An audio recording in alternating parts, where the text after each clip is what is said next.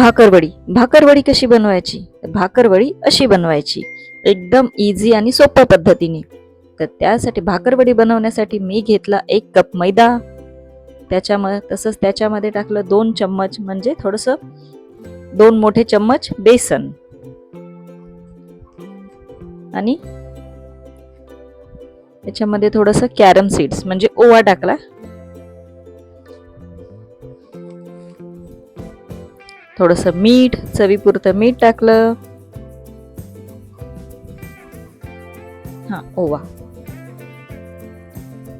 ओवा टाकला, मीठ टाकलं आणि याला गरम तेलाचं तडका म्हणजे मोहन म्हणतो ना आपण, मोईन म्हणतो, ते दिला गरम तेलाचं. 1 चम्मच तेल घेतलं मी.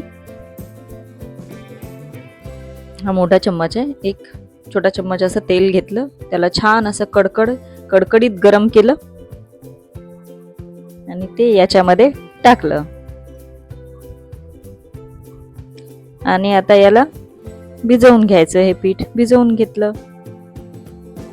आपण पोळीसाठी भिजवतो त्याप्रमाणे मी भिजवून घेतलं ह्याला.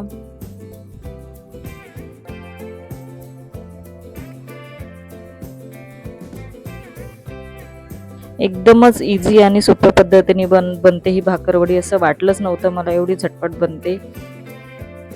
मला ट्राय करून बघावं. बनली तर बनली छान, पण ट्राय करून पाहिलं, जमली छान, एकदमच छान झाली होती. क्रिस्पी, खुसखुशीत, आतमधून अशी टँगी, छान आंबट गोड चवीची. आता हे पीठ भिजवून झालेलं आहे, याला ठेवून दिलं. आता भाकरवडीच्या आतमधली स्टफिंग म्हणजे जे फिलिंग असते ती बनवून घेतली. त्याच्यासाठी मी एक मोठा चम्मच भरून धने, सौंफ आणि जिरं घेतलं. त्याबरोबरच तेवढेच पांढरे तिळ घेतले आणि खोबरं नाही टाकलं तरी चालेल, पण मी घेतलं.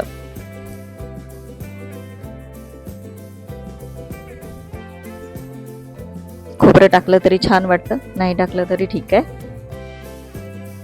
आता याला छान भाजून घेतलं. भाजून हे थोडंसं थंड झाल्याच्या नंतर याला मिक्सरमधून फिरवून घ्यायचं. छान याची पावडर अशी करून घ्यायची. आणि हे करण्याच्या आधी याच्यामध्ये चवीपुरतं मीठ,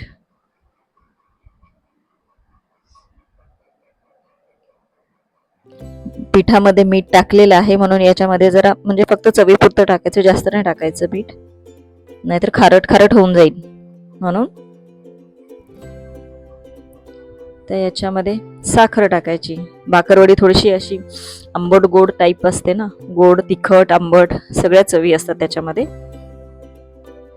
त्याच्यामध्ये साखर हे सर्व टाकून याची पेस्ट बनवून म्हणजे पावडर करून घेतली. याच्यामध्ये आता थोडंसं लाल तिखट पण टाकायचं, तिखटही पाहिजे ना थोडंसं म्हणून. आता हे पीठ झालेलं आहे. आता या पिठाला याच्या पोळ्या लाटून घ्यायच्या, छान पोळ्या लाटून घ्यायच्या. पोळी लाटून झालेली आहे. आता याच्यावर खजूर आणि चिंचेची चटणी याला लावून घ्यायची. छान खजूर चिंचेची छान पसरवून घ्यायची, पूर्ण याला लावून घ्यायची पोळीला.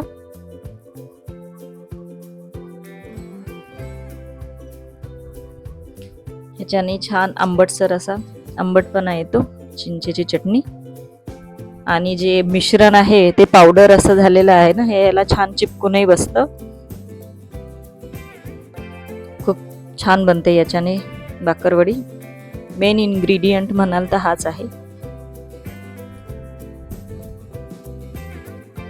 आता हे जे पावडर बनवून घेतलेलं आहे हे याच्यावर स्प्रेड करून घ्यायचं. हाताने छान स्प्रेड करून घ्यायचं आणि स्प्रिंकल करून.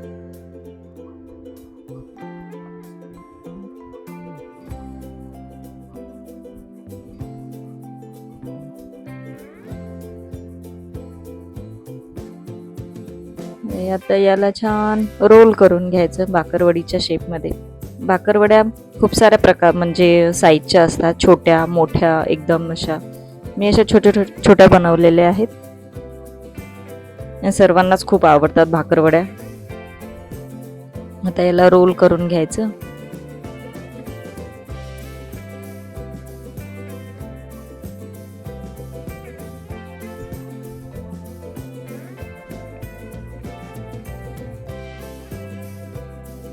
याचे एजेस जे आहेत हे व्यवस्थित चिपकवून घ्यायचे, नाहीतर ते जे स्टफिंग आहे ते बाहेर येते तळताना.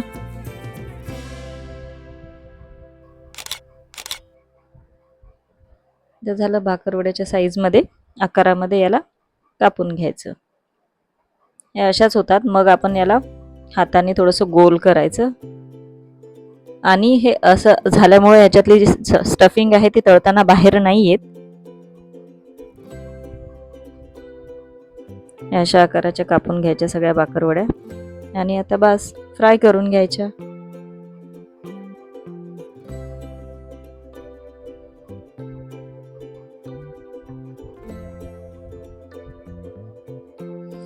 आणि काय झाल्या होत्या, एक नंबर झाल्या होत्या भाकरवड्या.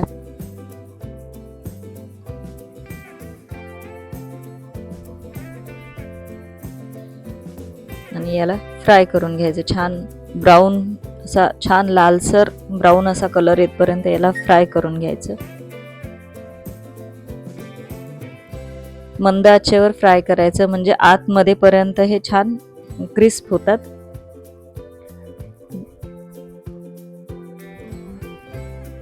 गॅस जर का जास्त असेल तर फक्त ह्या वरून करपतील, आतमधून फ्राय नाही होणार. आतमध्ये लेयर्स आहेत ना, तर त्या सुद्धा छान क्रिस्पी फ्राय झाल्या पाहिजे, म्हणून मंद आचेवर फ्राय करून घ्यायच्या. छान लालसर अशा हे पहा झालेले आहेत. पहा किती छान दिसत आहेत, किती छान मस्त सुंदर कलर आलेला आहे याला. झालं, आता याला काढून घ्यायचं आणि अशाच प्रकारे सगळ्या भाकरवड्या तळून घ्यायच्या. तुम्हाला जर ही माझी रेसिपी आवडली असेल तर तुम्ही सुद्धा माझ्या पद्धतीने नक्की ट्राय करून पाहाल बरं का. आणि माझ्या चॅनलला लाईक, शेअर आणि सबस्क्राईब करायला विसरू नका.